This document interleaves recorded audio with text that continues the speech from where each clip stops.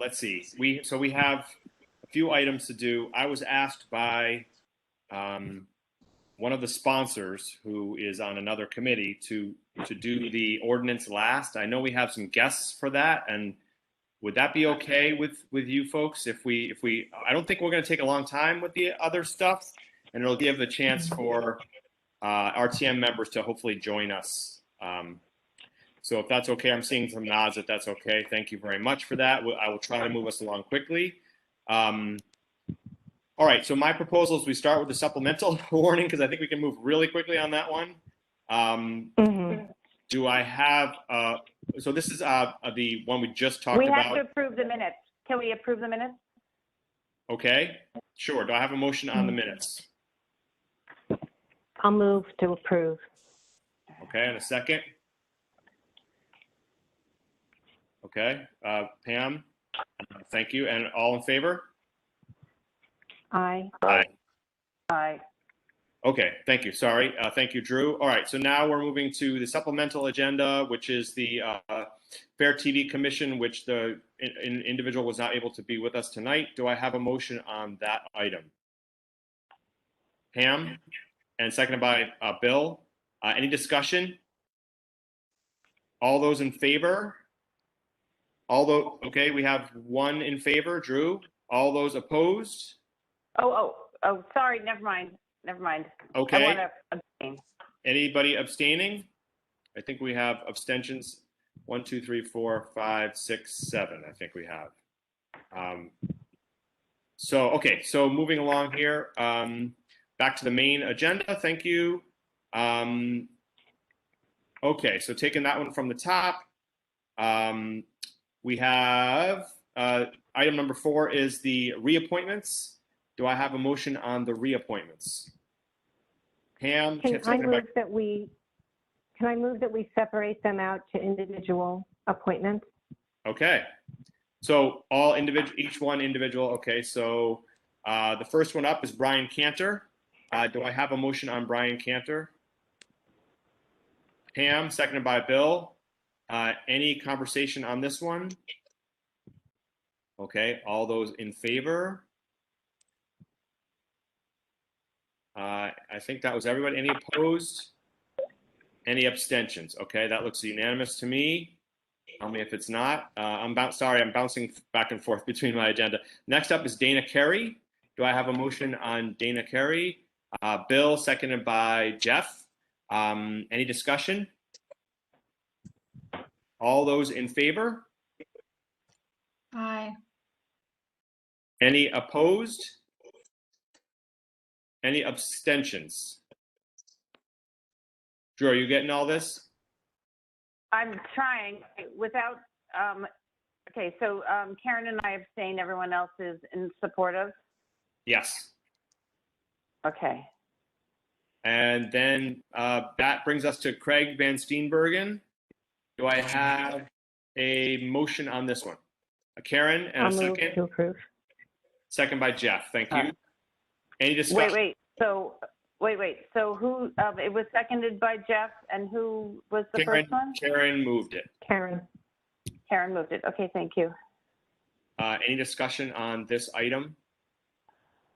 All those in favor? It looks unanimous to me. Okay, moving right along. We are now on the Neighborhood Assistance Act program.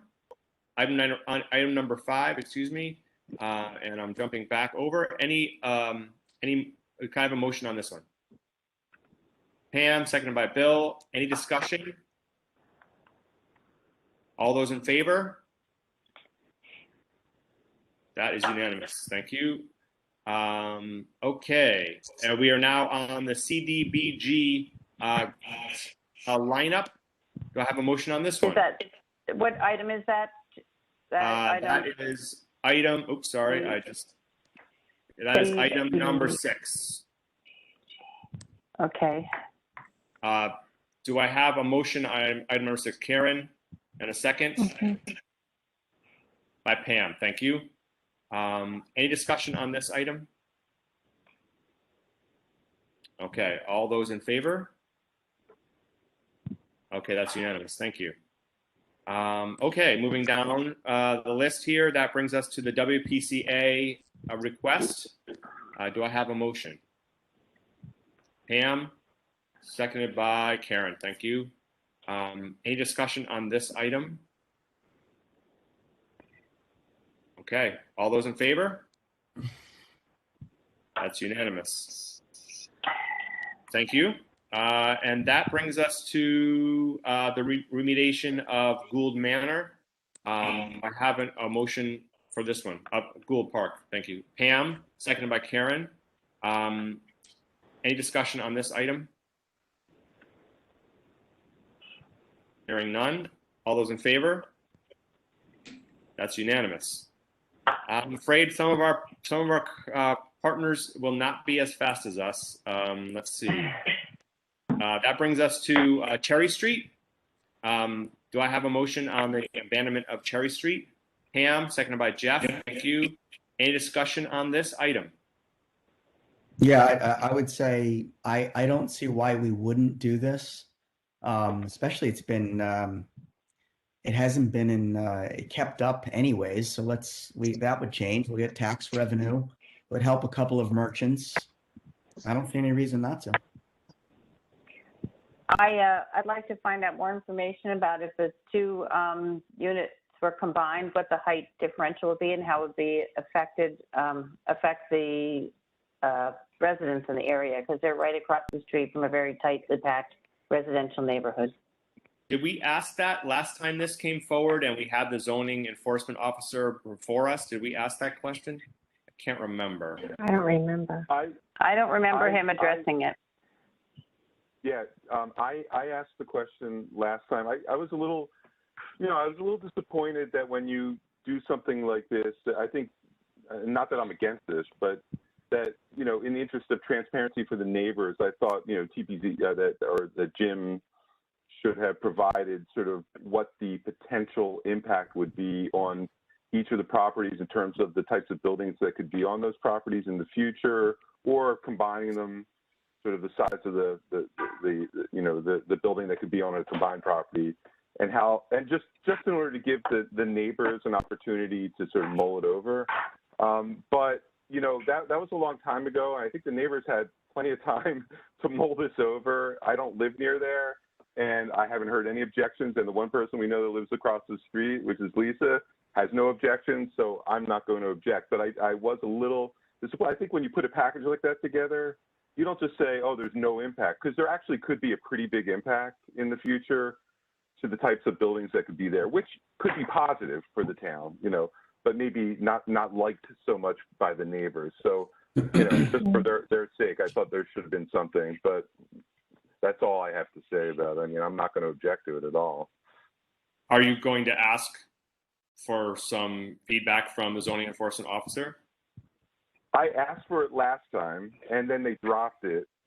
But I also I think the way I just thought that the neighbors should know about what's going on. They should have an opportunity to ask. They should be asking for it. They should be objecting to it if they want to, and they haven't. So, I'm not going to object. If it were in my neighborhood, I might object on behalf of my constituents. But, Lisa doesn't. She's not troubled by it. Yeah. So maybe she thinks it's a good thing. Drew, did you want to request that formally, or want me to request that? Yes, Maybe please. you can email. Could you email me just what you want? I think you're talking about height, but just email me the question and I'll forward Okay, it. Karen, thank you. What size building could they put there? On each one separately and one combined? How big could it be? Mm-hmm. Right. Mm-hmm. That Westie storage building is very much taller than the previous buildings that were there prior. And Karen, I think you said you were going to share out the document that he gave to the district. Yeah, that would be helpful too, I think. Yeah. Yeah. Okay, any other discussion on this item? Seeing none, all those in favor? All those opposed? Any abstentions? Okay, Drew, you got all that, right? So everyone's I'm sort of in a split screen. Everyone Yes. Supports it, and I'm the only abstention? Correct. That's what I saw. Yep. Okay. And that brings us to the Pollinator Pathway sense of the body. Do I have a motion on this item? Actually, I'm going to move this item, please.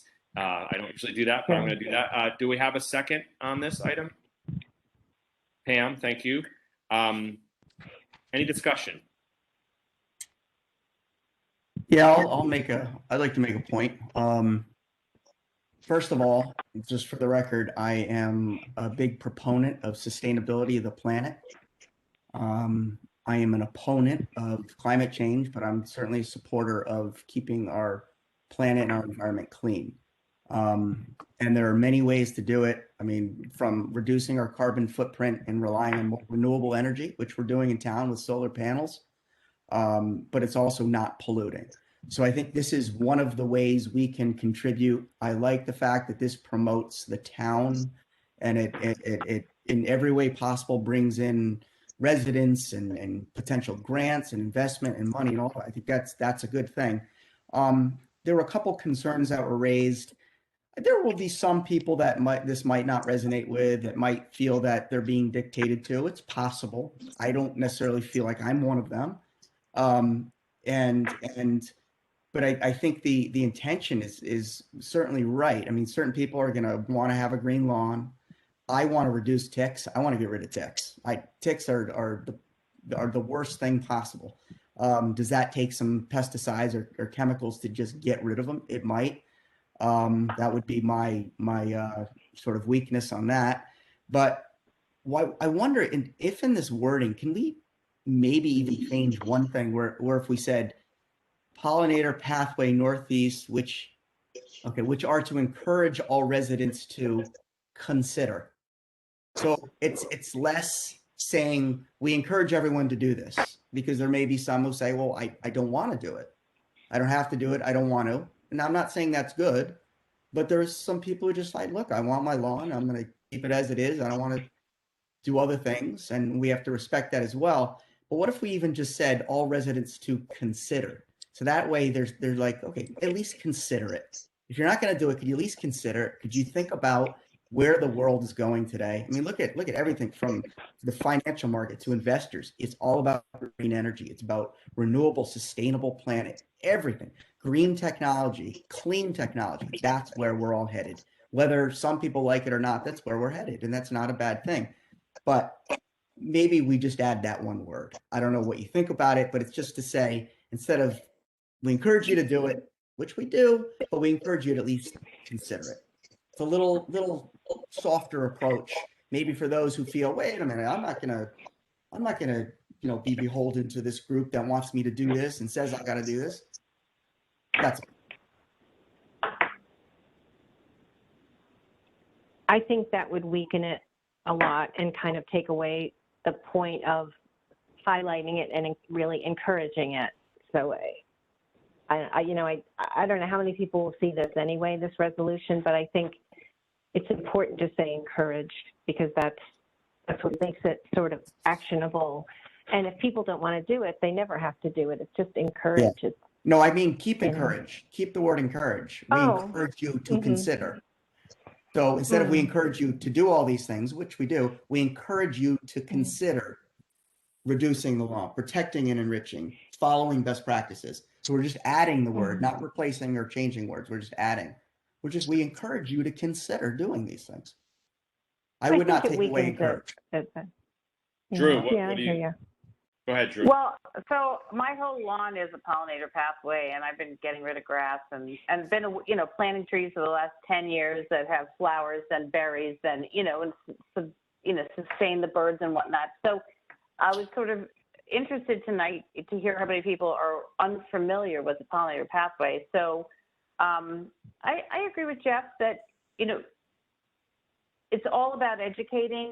Personally, I think I'm more worried about the chemicals. I mean, how many friends of mine have breast cancer? I mean, but, there's been all this discussion about, turf versus grass fields with water and chemicals. It goes on and on. But we do want it to be we don't want people to take two sides. We want it to be, to get that information out and to have people embrace the information.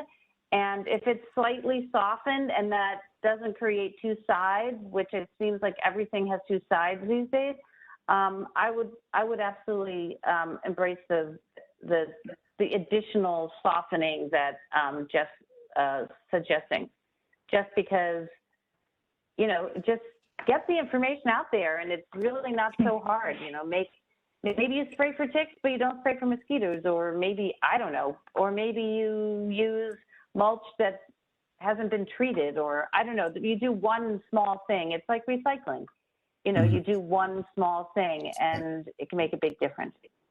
Does anybody know how, like, this all relates to Sustainable CT? Like, is this a document that Sustainable CT put together? That, in other words, are we messing with our credits here towards Sustainable CT if we mess with the language? I don't think Well, so. it It didn't created- sound like it. It sounded like we just had to pass something and then we got points, no? We had to approve something, yeah, as an RTM. Well, it's in a form. It's a form that is being passed by various towns, but it could be changeable. I don't know. Maybe this I is just want to something. mention, Josh, you may not see this, but Veronica Monahan, I think, is listening, and she has a comment. Okay, thank you, Karen. And I'll get you in a second, Veronica. Thank you. Yeah. I would say before we should raise this question. If somebody wants to make this amendment, we should raise this question on Monday, and hopefully we'll have somebody from that group there, because I wouldn't want to hurt our credit points for this. Okay, Veronica, welcome, and go ahead. I agree with, you know, what everyone said, including Jeff. I think it's important that we include the word consider. He's adding it, we're not replacing it. But I would say that people in this town are concerned about ticks. They are concerned about Lyme disease. Many residents have had them, have had it. And I think that they believe that, you know, it's an enemy of all of us and our children. And so, you know, I don't like spraying for ticks, but I've had Lyme disease twice. So, and I do believe that you can have a green lawn in some area and also have a pollinator pathway, you know, in another area. So I don't think it has to be all or nothing for anybody. Would I love my entire, you know, acre and a half to be pollinator pathway with no ticks? It's impossible. Thank you. I would add too that if we do make that change, if I'm hearing you right, Jeff, I think can you tell me where you put the word in? I was just suggesting we put it in right before the colon, or like, so all residents to consider. Yeah, so I think if we do that, you have to make some other changes. Just frankly, not a big deal. But change the word reduce to reducing. Yeah, turn it to a gerund, protecting and enriching, following. But I think Drew, as Drew said, I think this is all we're trying to do is everyone's trying to do a little part. And if everyone at least does a little part, even if they only do two of these things or one of these things on this list, that as an aggregate is a big step. And I think that's kind of what we're trying to achieve. And maybe this allows that one person who was not going to do anything says, all right, you know, I'll think about it. And, you know, I could do that one thing. So I don't think it softens it. It just makes it more palatable to everyone. Yeah. And there might be another way at it too. There could be another way at it in the sense that what I heard verbally was, you know, everyone finds their own way to this, do what you can do. And I don't see that language in there unless I'm missing it. So consider is like, think about this, but maybe there's even other language we could consider that would be, you know, it's not all or nothing, do what feels right to you. I mean, there might be even more of a way to say it that picked up on what she said. So I think we should raise this on Monday. I support bringing that into the document more, but I think we should let them maybe reflect on how they would see that. Yeah, Josh, I just wanted to say I agree. I think the end game here is to have people learn and participate, and you know, there are ways to encourage people to consider things rather than telling them what to do. And oftentimes there are people that, quite frankly, don't like to be told what to do, and I 100% respect that.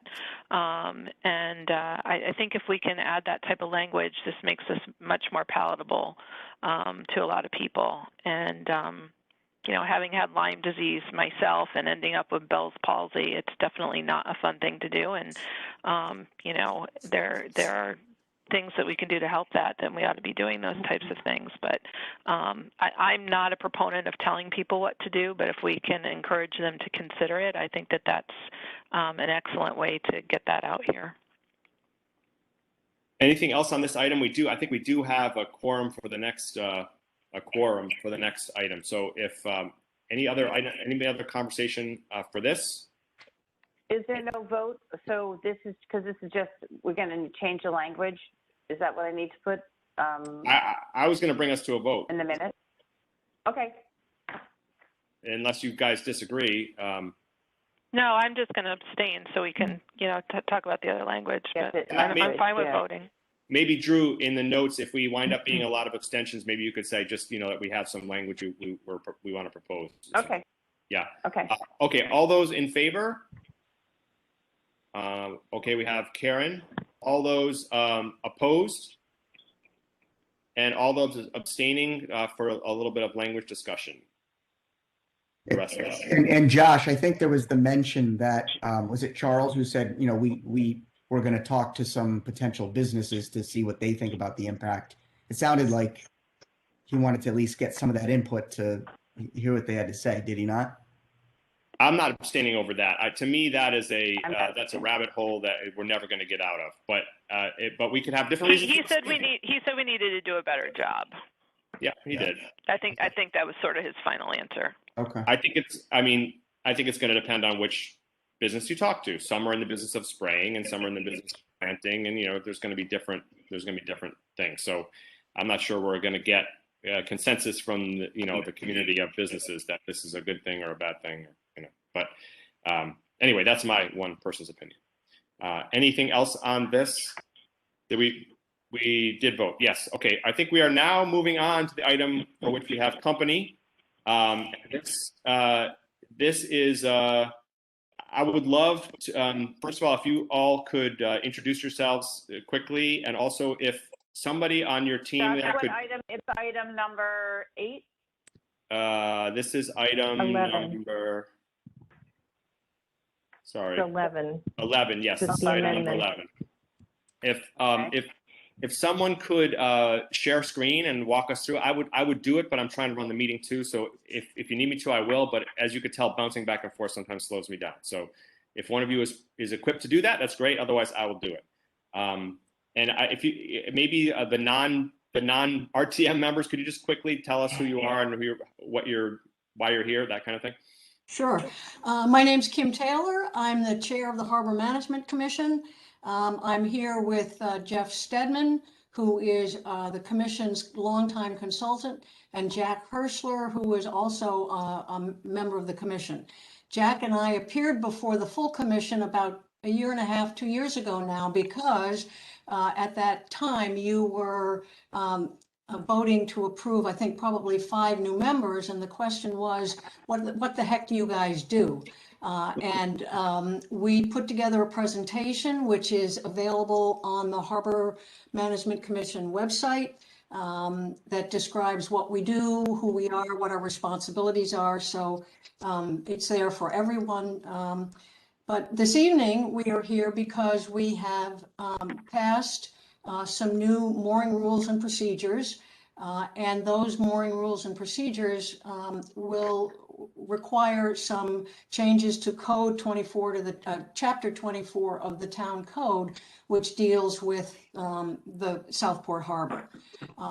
Jack is here in his capacity as chair of the committee that worked on those changes to the rules and procedures, and I've asked Jeff to join us because he has been the consultant to the commission since 1995, and Jack and I have not been on the commission that long, so that if you had some historical questions, Jeff is the person that we would go to. So we sent you the annotated about 3 pages long. I'm going to try and share my screen. And that will have the specific changes to, that we're asking for, and an explanation of why. And Jack can walk you through them if I'm successful in sharing the screen. And if you're not, I will give it my shot, or someone else can. Okay, I want to share this. Can you share? Yikes. Screen share. Can you see that? It's the, Yep, you can see it. If you could just make the actual document bigger, we could see it better. how's that? And can you hit that little plus sign right above it a little bit for us? Yeah. There we go. A few more times. There we go. Can you see? Maybe yeah. Yep.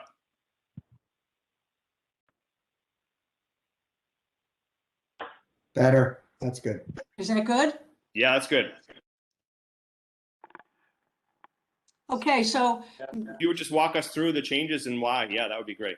right, so just generally, the rules and procedures, we updated two major areas. One was we've instituted a new online mooring system so that now people apply for a mooring permit, sign up for the wait list online as opposed to mail. And none of our rules and procedures identified an online mooring system, so obviously we needed to change that part of the rules and procedures. The other major area of change was how the Pequot Yacht Club manages its moorings in the North Anchorage. And the ways that we modified our rules allow them to more efficiently use their moorings than just getting an assigned mooring for one mooring, assigned person to one mooring for the entire season. Now they can move people around and maintain the same kinds of records, et cetera, that they had to in the past. So Jack, if you want to pick up from here and just. Yep. Can you hear me? Yep. Yes. Okay.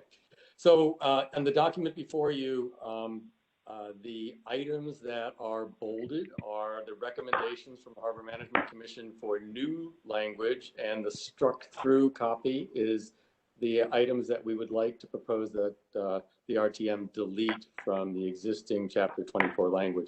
There are only 3 of the sections in Chapter 24 that are affected, and I'm going to go through them pretty quickly. What I'd like to do is pause at each change and see if you have questions rather than wait to the end, and then it's going to be a mishmash of questions potentially. So if that works, let's try that first and see if that can work.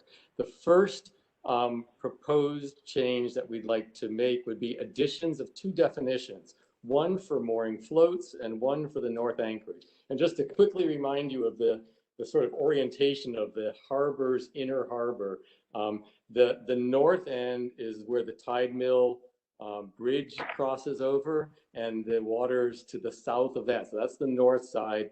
The east side, of course, would be the golf course, the country club side, and the town of Southport, the village on the west side, and the mouth of the harbor opening into Long Island Sound would be to the south. So the North Anchorage is a mooring area that has for years been used and managed by Pequot Yacht Club, and is subject to state, federal permits, an agreement between the town dating back to March of 2009, if memory serves.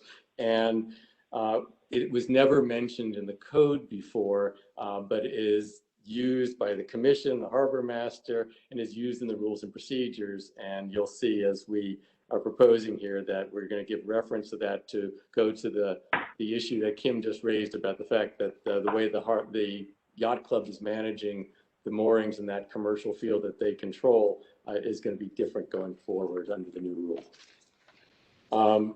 The second item is in the powers and duties section. This is Chapter 24.8.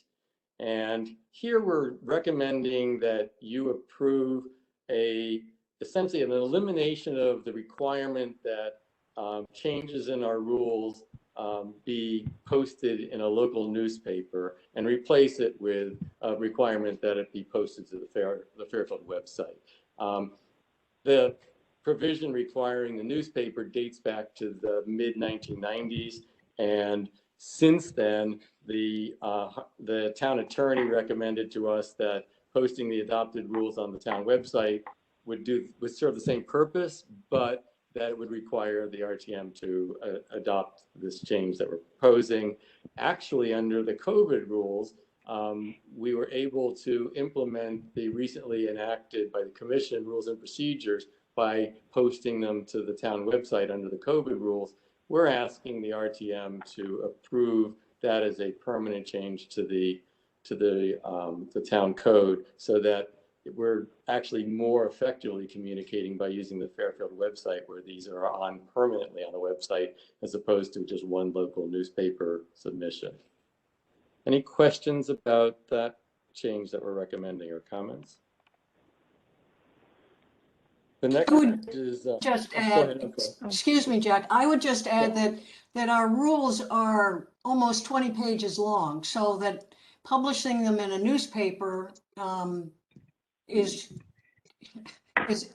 be difficult and expensive. And there is no newspaper anyway, so Right. it's a moot point. Right, yeah, sadly. It's 100% the way everything needs to go. We probably have way too many ordinances where we have to go in and fix that. Right. Right.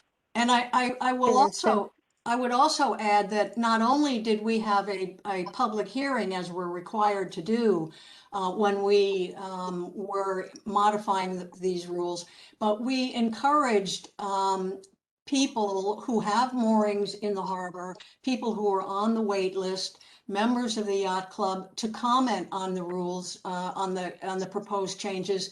And we had tremendous input from the public before the public hearing by using the online mooring system to notify people that this process was underway. So, you know, I think that we can say with confidence that we managed to get a tremendous amount of input just by using the electronic systems that we have available to us.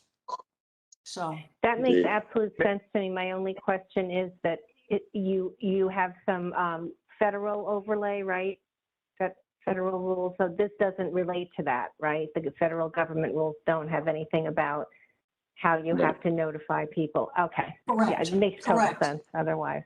Correct. Okay. Right. This is required under the town code, and that's the piece that you're making this change will free us to do this going forward. The next change is the title to 2412, and really this is a bit of a cleanup item. We want to change the title to mooring, anchoring, and docking of vessels, because there are people with private docks, and in fact the Pequot Yacht Club has some slips that are like docks as well. And for safety reasons, for the state, the governor's appointed harbor master, he's concerned about all the boats in the harbor and the safety in a storm. And so our rules have for years required information about docked vessels at private docks, in addition to the boats on moorings in the harbor. And we had just not included that historically in the town code. And we think that's a miss that needs to be addressed. And our rules and procedures go into some detail, and have for years, about the requirements of docked vessel owners to provide the harbor master with information that would be very helpful to the harbor master if there was a terrible storm and there were boats moving around in the harbor. So that's the explanation for the change in title to 2412. Josh? Yeah, go ahead. It's Bill Gerber. Could you do me a favor? Was it Jack? Yes. Just because I think maybe some of us really have no real understanding of what all this stuff means. I mean, I don't use the harbor, and it would be helpful as you go through if you could just highlight the changes where maybe they weren't unanimously, you know, maybe there were some dissenters when you voted on these changes, and why those might have been, and maybe some of the areas where you got negative comments, you know, from some of the public, and what those were, because otherwise I don't have any real context for this, but as you go through, if you could just highlight what those are, it would be very helpful. Sure. My recollection, if there are any. Jeff, Yes, let Kim remind me if I'm wrong here, but correct me. But my recollection is when this was passed by the commission after months of work, it was a unanimous approval by the commission. Isn't that correct, Kim? That is correct, Jack. And we not only did we have unanimous approval among the commissioners, but when we received public comment, we tried very hard to make sure that we were able to modify the rules to include the comments that we received from the public. So, for example, one of the additions to the rules and procedures is that people will use the online mooring system. Well, we have some folks who are not comfortable using the online mooring system. So in our rules, we added the provision that people who are not able to use the online mooring system could appeal to the harbor master and work with him to figure out how they would get their applications to him and their payments to him. So we started the effort to modify the rules in June of 2020. And we had the public hearing in December. We had several special meetings that were open to the public prior to that. And then in May, the commission voted unanimously to pass them. So much of our time was spent, it's a 20-page document, so a lot of time was just spent making sure that the provisions were consistent with each other, but also paying attention to public comment so that we weren't passing rules that people didn't like. That's helpful. Thank you. Okay. And I will do my best to point out it, but the things I've covered so far are entirely non-controversial with the public or with members of the commission. On B, this change is a change to add or entity and remove references to association, corporation, or group. And this change is a change you'll see again a little bit later on. Let me do a little bit of an explanation here. So under the new rules, the Pequot Yacht Club is going to control which boats go on the 51 moorings that they control in the North Anchorage as a commercial permit holder authorized by the DEEP for the state of Connecticut. And the harbor master will issue a permit to Pequot Yacht Club for those 51 moorings as an entity, and they assign the people and keep the records for those people. And there are also certain mooring floats that also are subject to commercial mooring permits from the DEP for the state of Connecticut that also are for Pequot Yacht Club. The issue historically has been, though, all the other moorings in the harbor are for individual boaters on a fair and equal basis who wait their turn on a waiting list to receive moorings. And by having possibilities for associations, corporations, groups, structures could be put in place where somebody applies and it creates sort of a perpetual permit to the organization, even though the people are changing underneath it. And so the Harbor Management Commission for years has required the applicants for mooring permits to be a person, a living human, and to avoid misuse and abuses where people are essentially passing along mooring permits, not the spirit of our rules at all. And so we would like to ask the town to catch up with a long-standing provision where associations, corporations, groups are not who get mooring permits open to all on an equal basis in the federal anchorage. They are given to individual people. And the only time that they transfer is if there's a death between spouses. The harbor master may allow the surviving spouse to keep the mooring permit if they're going to use it. Other than that, the next person on the waiting list would get that mooring. And that's how the harbor master has managed things for years. Does that help for understanding that change? Yes. Can I ask you a question, Jack? So how does the change solve that problem?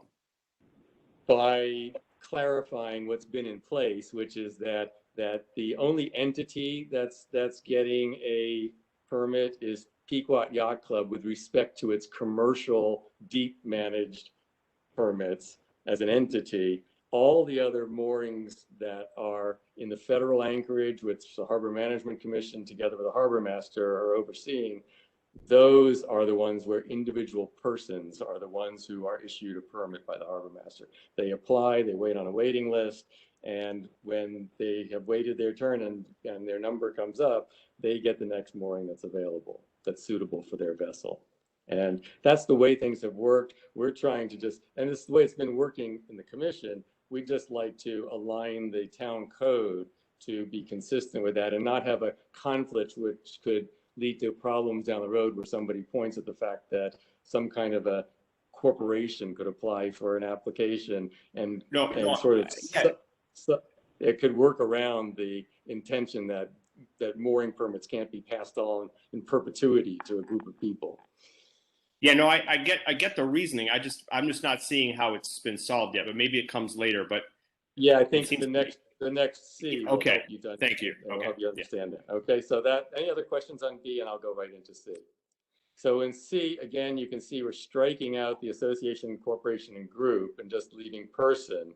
They can receive a permit for a mooring location, and any entity can receive a permit for a mooring float. So there's a handful of these floating docks, mooring floats, and those are permitted to Pequot Yacht Club by the state DEP for their vessels, typically racing boats and things like that.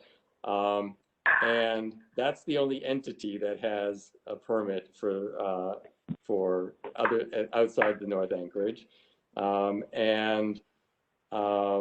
those persons pay an annual permit fee, and that's not changing. That's been the case all along, based on the length of the vessel.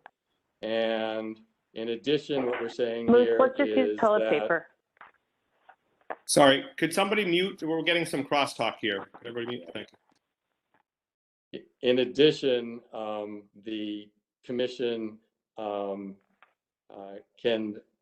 does charge a mooring tackle maintenance fee for all the moorings that are not in the commercial North Anchorage. The reason for that is the town of Fairfield owns all the mooring tackle that is not in the commercial mooring field that Pequot Yacht Club controls and is permitted to have in the North Anchorage, this north section of the harbor with 51 moorings. So all the other moorings in the harbor are the tackle, the anchors, the chains, the shackles, and the pennants that are the mooring tackle that secures the boats to those moorings in their rows is all owned by the town of Fairfield, which gives the town control over the quality of that tackle and the safety of that tackle and the management of that tackle and maintenance of that tackle. And then the last thing in C is a new thing which we are proposing to introduce in the code, which is that people on the waiting list should pay a small administrative fee every year to stay on the waiting list.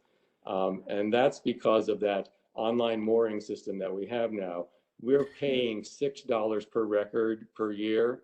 And if we don't charge the 70 people who are waiting for a mooring to cover the cost of that, then in effect, other people who have moorings are effectively subsidizing the people's administrative charges who are on the waiting list. We don't think that's fair. And we also think this has another minor benefit, which is people who aren't serious about wanting a mooring shouldn't be clogging up the waiting list. And that just causes problems for the harbor master when he goes to assign a mooring. If people, when push comes to shove and they're asked if they want the mooring and they say they don't really want it, he has to go on looking for more people on the list to assign the mooring to. So Jack, I have a question. Approval for that. Yes. So how long is that waiting list? Because I've heard one person told me it's about 25 years they waited. Is that it's true? About 70 names. There's only about, Kim, what, 135 moorings in the whole harbor, and 51 of those are commercial moorings for Pequot Yacht Club. It really depends on the turnover, and it also depends on what kind of vessel the person has. Some moorings in the harbor are not suitable for a boat with a deep draft. They would just run aground. And so the harbor master has to be very careful about assigning boats on the waiting list that can actually fit on the available moorings as they come up. Right. So So how many are available again, Jack? How many are available and how many are to the public? Can you tell me those numbers again? Yeah, there's 100, Kim, correct me, I think there, Jeff, there's 130 or 135 total moorings, and 51 of them belong to Pequot Yacht Club. 61 Pequot Yacht Club. So the other 90, am I getting it right? Not easy, no. It's 5-1. 5-1 for Pequot Yacht Club, 51. Yeah, right. Okay, so 100 can be. So maybe another 80 spots that are available Jeff? for the general public. I'm sorry. Oh, I'm you sorry, hear me, I don't know everyone? who that is. That's Jeff Stedman, our consultant. Okay. All right. So a question again. There's 150 moorings. Yeah. 51 of them go to Pequot. Yeah. So there's 100 that can go to individuals. And that waiting list is, you said it is 25 70. years? Or? No, I'm sorry? It's 70 people are on that waiting list.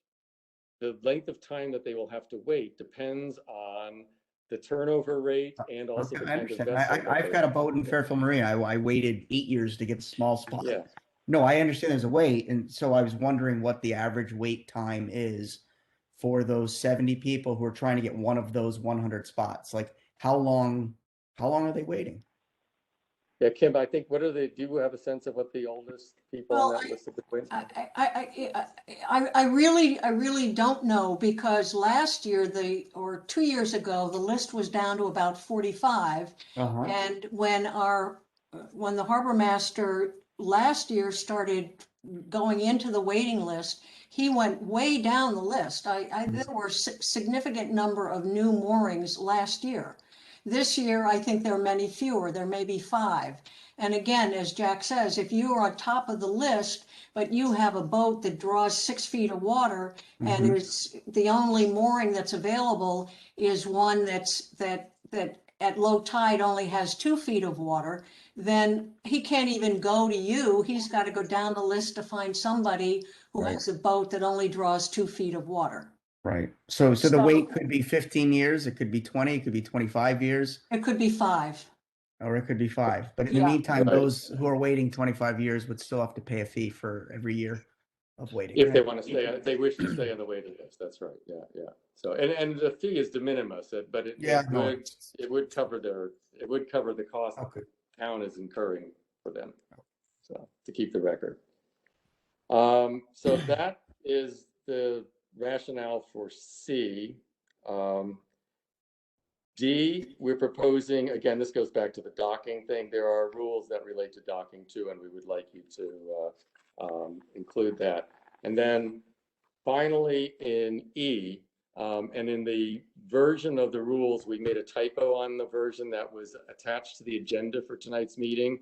And in the version that had the annotations that Kim sent to you in her email to you on June 14th around 4 p.m, we corrected that typo. In E, on the 3rd line, we forgot to strike through the association, corporation, or group in the version on your agenda, but that should be struck through just like in the earlier references. So that's for the same reason, which is that we're not wanting to have anyone other than individual persons on the waiting list applying for mooring permits.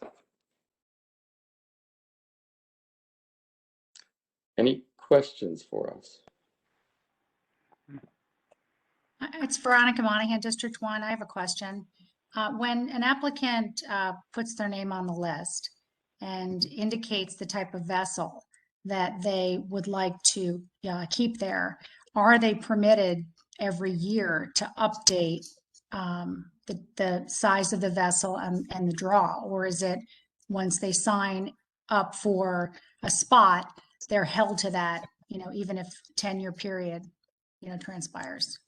Yeah, they can do it under the new system. They have access on a daily basis, anytime, to go into the system 24 hours a day and update their waiting list information. And so it's not even once a year. They can do it any day, 24 hours a day, go into our online mooring system and update the information that they've submitted, which would be their personal contact information, their address if they move, all the kinds of stuff that we used to, before we had this system, have to manage with Excel spreadsheets and paper.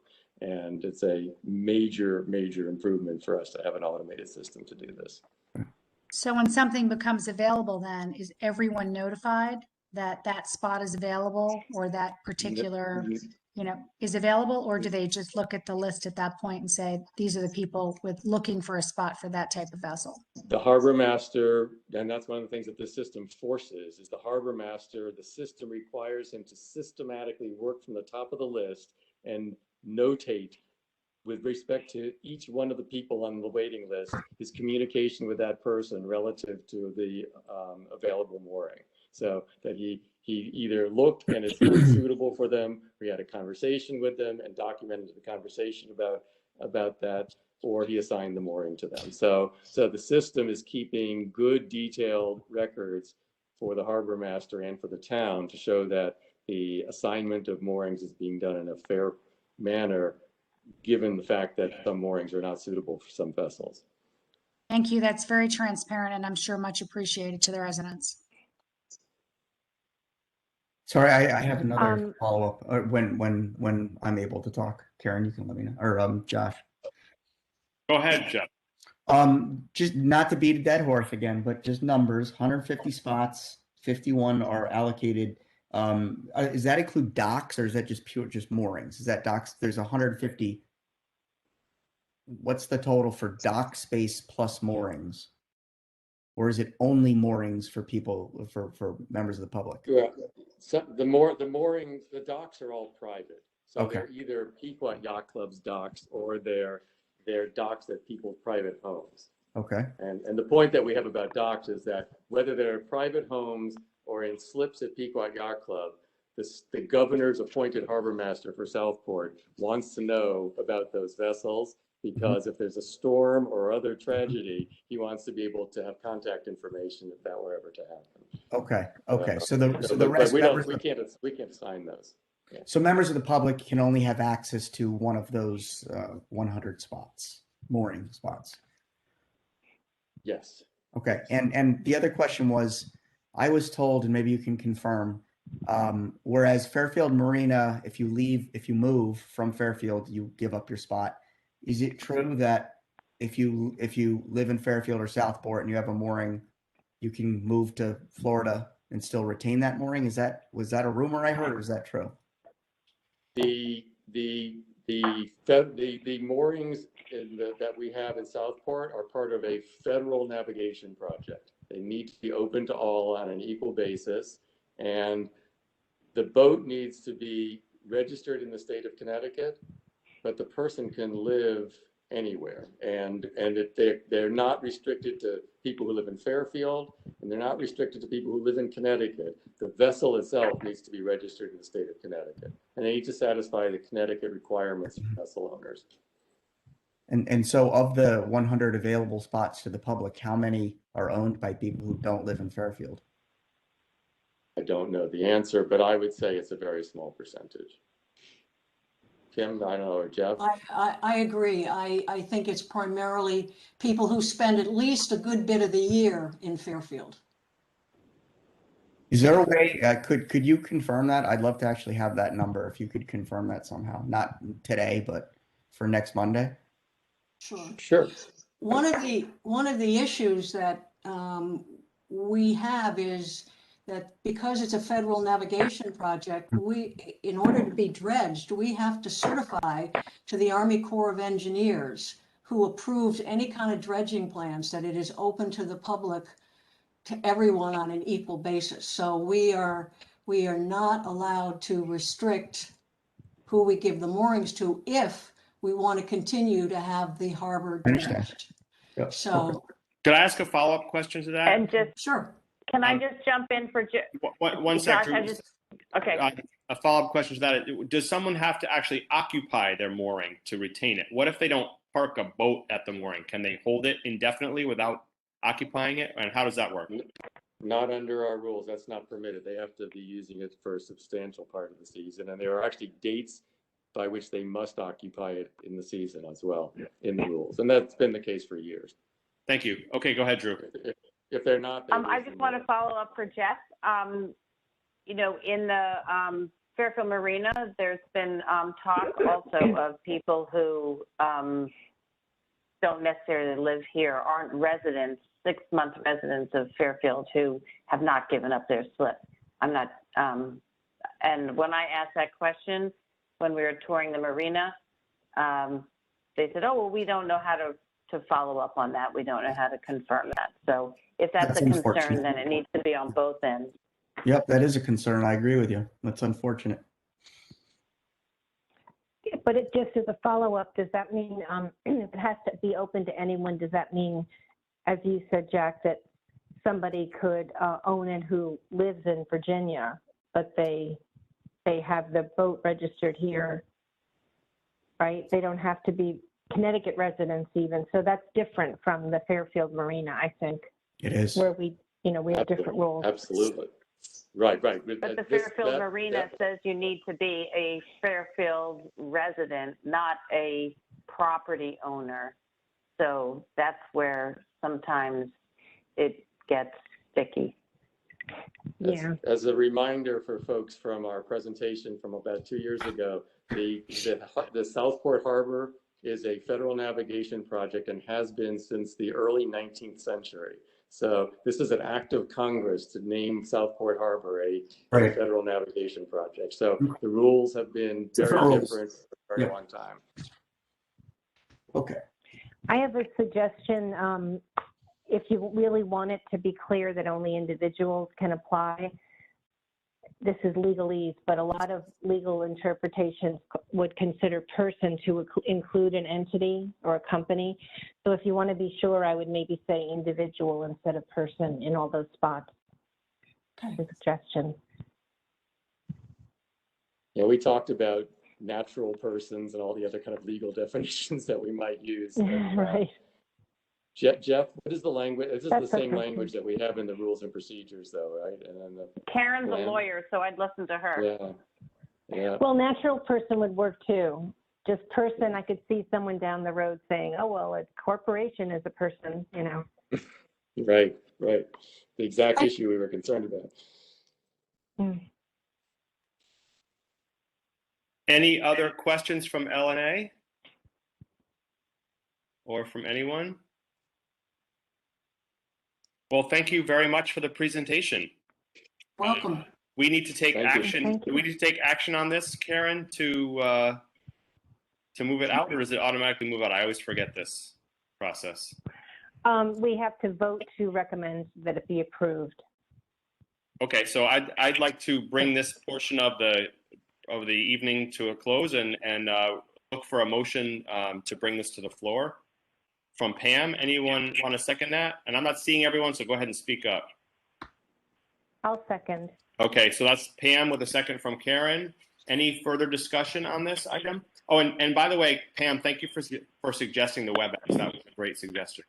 Much easier than talking into the air. I only wish we could do it every time. All right. Any other conversation on this item?